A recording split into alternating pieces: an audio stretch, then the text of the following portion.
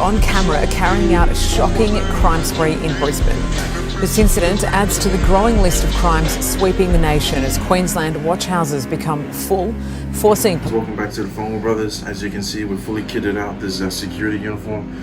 We're going to do our Uber delivery. We live in a bad neighborhood. Youth crime is at its highest it's ever been, and we're going to do something about it. Cool.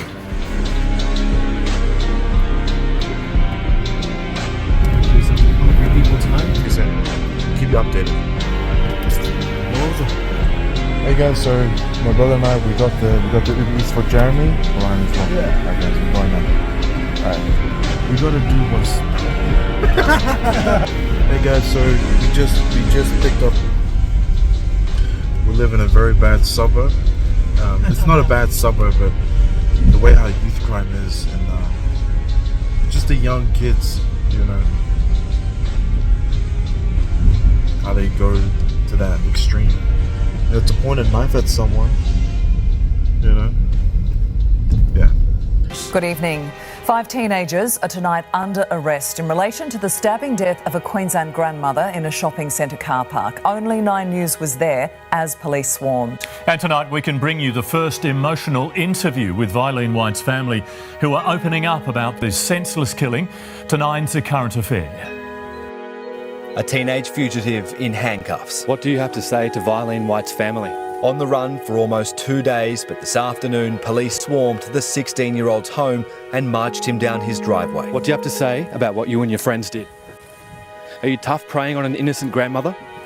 This is how the major manhunt came to an end. Almost a dozen police, including specialist officers, arriving quietly with no sirens or lights to this home at Bellbird Park.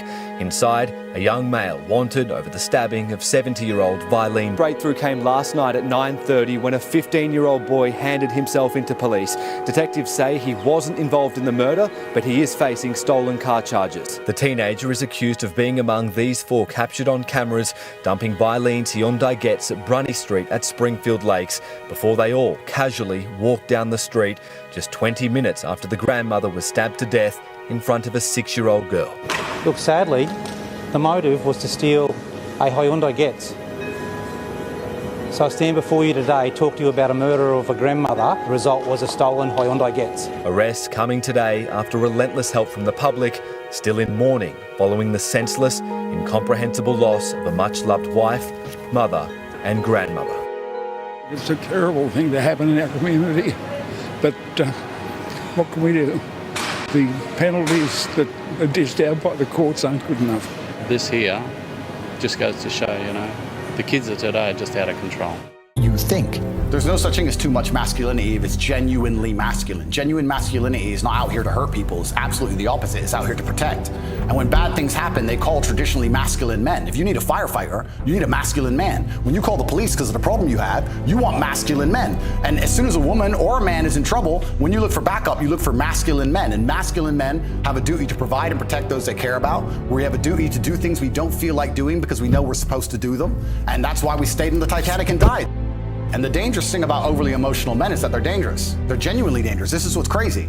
All these people who talk about toxic masculinity and how bad it is for men to be traditionally masculine. A traditionally masculine man does things he doesn't feel like doing because it is his duty to do them. He charges into the building because it is his duty. Not because he feels like it, because it is his duty. We're now teaching the new generation of men that they don't have duty and they can just act on their feelings and act how they feel, and they don't have to act as a man should. Do you know what happens when you get men who just act how they feel? You get school shooters, you get violence, you get rapists. Men who do not control their emotions are dangerous. If you find a man who is stoic, he's not gonna hurt people. He's gonna sit and think about his actions very carefully, and he's gonna be a good man who protects and provides for his family. You find a man who just acts out on impulse and does whatever he feels like, you're gonna find a dangerous man. Sitting here telling men to cry more and act with their feelings and it's okay to feel this way, that way, etc., and have no self-control. That is why we have the problems we have in the world. Absolutely and utterly wrong. So when they talk about toxic masculinity, they have it completely inversed on its head, completely and utterly wrong. We need to be teaching stoicism. We need to be teaching young men to understand that the world is very, very difficult. It's hard to be a man. You're going to feel bad sometimes. You need to suck it up and perform anyway. The Formal Brothers for our supervising shift for Secure Eats, whatever you want to call it, Uber delivery with security. I don't know. All right, guys. We see you and next time. Bye. You guys.